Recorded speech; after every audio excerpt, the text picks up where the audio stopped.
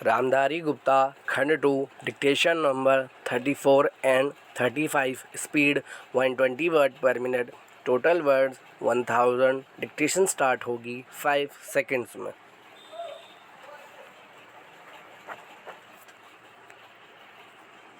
Dictation start. महोदय, अन्य उद्योगों और प्रत्येक राष्ट्रीय गतिविधि की भांति समाचार पत्रों को भी समय समय पर बदलती हुई परिस्थितियों के अनुरूप बनना होता है। हमारे स्वाधीनता संग्राम के अवसर पर राष्ट्रीय पत्रों ने बहुत बड़ा काम किया, जिसे राष्ट्र प्रशंसा की भावना के साथ सदा स्मरण रखेगा। देश के स्वाधीन होने के बाद से समाचार पत्रों के दायित्व में मौलिक परिवर्तन हुआ है। देश से विदेशी सत्ता के जाते ही शासन तंत्र राष्ट्र के प्रतिनिधियों के हाथ में आ गया। यह स्वाभाविक था कि इस परिवर्तन के बाद सभी समाचार पत्र अथवा उनमें से अधिकांश अपनी नीति पर पुनर्विचार करें।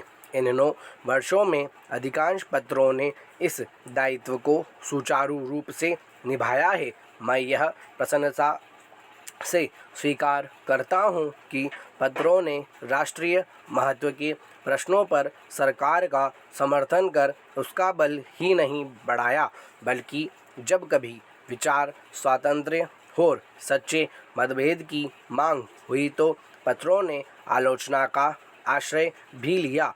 किसी भी पत्र का मूल्य अंततोगत्वा महत्वपूर्ण प्रश्नों पर उसके निर्भीक और निष्पक्ष विचारों के आधार पर ही आंका जा सकता है। मैं समझता हूँ एक साधारण पाठक की दृष्टि में आदर्श समाचार पत्र वही है जो निष्पक्षता तथा निर्भीकता से सभी उचित बातों का समर्थन करे और प्रत्येक अनुचित कार्यवाही की निंदा करे।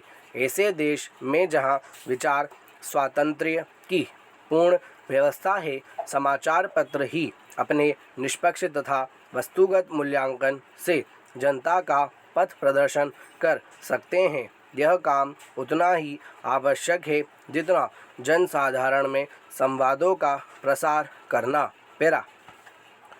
भारत में समाचार पत्र उद्योग लगभग 100 वर्ष पुराना है। इस काल में पत्रों ने बहुत प्रगति की है और शक्ति तथा यश का उपार्जन किया है, किंतु जब हम भारतीय पत्रों की दूसरी प्रगतिशील देशों के पत्रों से तुलना करते हैं तो हम बहुत सी बातों में, विशेषकर प्रकाशन संख्या की दृष्टि से, अपने पत्रों को बहुत पिछड़ा हुआ पाते हैं। लघु प्रकाशन संख्या का प्रमुख कारण हमारे देश में साक्षरता का भारी अभाव है। यह हर्ष का विषय है कि कुछ समय से पत्रों की प्रकाशन संख्या बराबर बढ़ती जा रही है और देर सवेर उसकी दूसरे देशों के पत्रों की प्रकाशन संख्या से तुलना की जा सकेगी। यह कहना असंगत न होगा कि समाचार पत्र उद्योग दूसरे उद्योगों से कुछ भिन्न है। वास्तव में इस उद्योग और दूसरे उद्योगों में यदि कोई सामान्य बात है तो यही कि दोनों ही की गणना उद्योगों में होती है। इसके अतिरिक्त समाचार पत्रों और अन्य उद्योगों में बहुत कुछ भेद है। किसी भी उद्योग पर राष्ट्रीय संगठन और राष्ट्र के लोगों के विचार, उनके लक्ष्य तथा महत्वाकांक्षाओं को व्यक्त करने का इतना भारी उत्तरदायित्व नहीं जितना समाचार पत्र उद्योग पर है। पत्रों और पत्रिकाओं का प्रकाशन संसार के सभी देशों में आरंभ में एक साधारण प्रसार कार्य के रूप में हुआ। उस समय यह कार्य आर्थिक लाभ से ऊपर था। धीरे धीरे जैसे पत्रों के पाठकों तथा ग्राहकों की संख्या बढ़ती गई और पत्र विज्ञापन का माध्यम माने जाने लगे। पैरा। बहनों व भाइयों, ग्राम पंचायतों की तरह पंचायत समितियों व जिला परिषदों के सदस्य मतदाताओं द्वारा सीधे चुने जाएंगे। पंचायती राज के प्रत्येक स्तर पर सभी पदों पर महिलाओं का 1/3 आरक्षण सुनिश्चित किया गया, अर्थात 33% महिला पंच, सरपंच, प्रधान, प्रमुख बन सकेंगे। अनुसूचित जाति व अनुसूचित जनजाति के लिए भी जनसंख्या के प्रतिशत में पद आरक्षित रहेंगे। पिछड़ी जाति के हेतु भी राज्य सरकार ने आरक्षण किया है।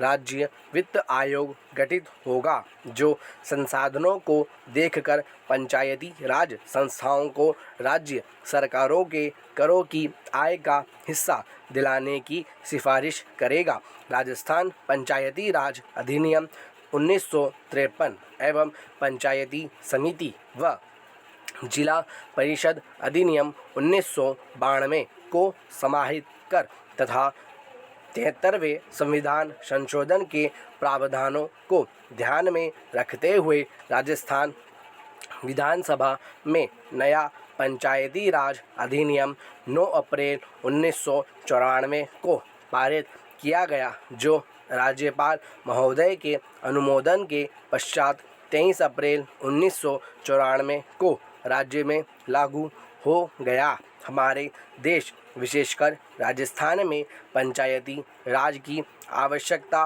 क्यों महसूस की गई, यह प्रश्न आज हमारे मन में कौंधता है। आज पंचायती राज इसलिए आवश्यक है कि इससे प्रशासन में जन सामान्य की सहभागिता बढ़ेगी, इससे लोकतंत्र की जड़ें मजबूत होंगी, गांव की आवश्यकता के अनुसार विकास योजनाएं बनेंगी, योजनाओं का क्रियान्वयन सब लोगों के सामने होगा, लोकतांत्रिक पद्धतियों में प्रशिक्षण पाने और जनतांत्रिक मूल्यों को ग्रहण करने का अवसर मिलेगा, ग्रामीणों का उत्तरदायित्व बढ़ेगा तथा इससे भ्रष्टाचार में कमी आएगी। अनुसूचित जाति, अनुसूचित जनजाति व अन्य पिछड़े वर्गों की प्रभावकारी सहभागिता से राजनैतिक, सामाजिक व आर्थिक खाई पटेगी।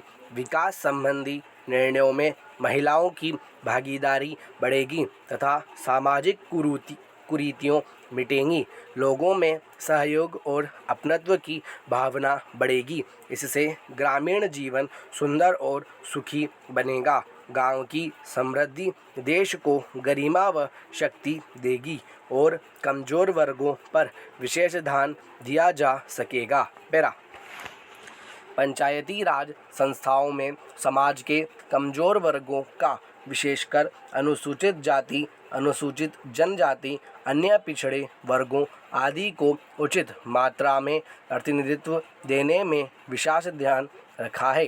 राज्य के पंचायती राज इतिहास में इस बार उपरोक्त वर्गों के जनप्रतिनिधि अधिक मात्रा में निर्वाचित हो कर आए हैं। मैं इन सभी का स्वागत करता हूं और उम्मीद करता हूं कि इससे सभी वर्गों को समान रूप से इन संस्थाओं में भागीदारी मिलेगी, विशेषकर महिलाओं को जो लोग चुनकर आए हैं। मैं उनसे उम्मीद करता हूं कि वे अपने गांव, अपने मोहल्ले, अपने क्षेत्र के विकास के लिए तन, मन, धन तथा पूरे मनोयोग से काम करें और अपने क्षेत्र की खुशहाली तथा उन्नति के लिए प्रयत्नशील रहें।